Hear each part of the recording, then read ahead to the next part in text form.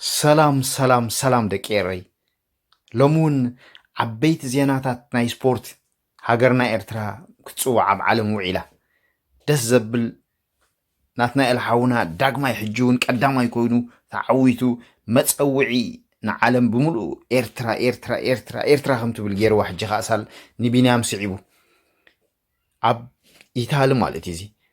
ኣብ ስዊድን ትማሊ መርሃዊ ምስ ካልኦት ብፆት ይሕዋቱ ኮይኑ ንባንዴራ ኤርትራ ከም ተንበልብል ገይርዋ ውዒሉ ከምኡ ናብ ታንዛንያ ብጉያ እግሪ ከም በልብልዋ ውዒሎም ኣብ ሳውዝ ኣፍሪካ እውን ብሳይክሊስት ከተንበልብል ውዒላ ደስ ዘብል ዓብይ ዓብ ዓወት እዩ ባንዴራ ኤርትራ ኩሉ ከተንበልብል ኮላ በቶም ጀጋኑ ደቃ ደስ ዝብለካ ናይ ቢንያም ሓጎስ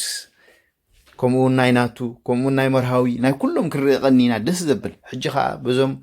ናይ ጉያ በዓል መርሃዊ ኣብ ታንዛንያ ዘሎ ኣፍሪካ ድማ ብኩሎም ናይ ናኣሹ ጎየይቲ እግሪ ተሓጒስና ቀኒና መመሊሱ ሕጂ ከዓ ድብርኽ ዓወት እዩ ኤርትራ ሃገርና ጅግና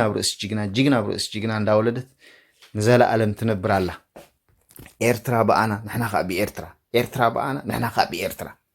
ኤርትራ ብዘይ በኣና ንሕና ከዓ ብዘይ ኤርትራ ከም እንደይነብር ኣረጋጊፅና ማለት እዩ ሞ ደስ ዘብል እዩ ብጣዕሚ ደሕጉስ ጀጋኑና መመሊሶም ይብዝሑልና ይሓይሉልና ይበርኹልና ይበዝሑልና ደስ ዘብል ደቂ ኤረይ ንሕና ከዓ ብጎኖም ኮይና ምስኦም እንዳተሓጎስና ነብር ኣለና ብጣዕሚ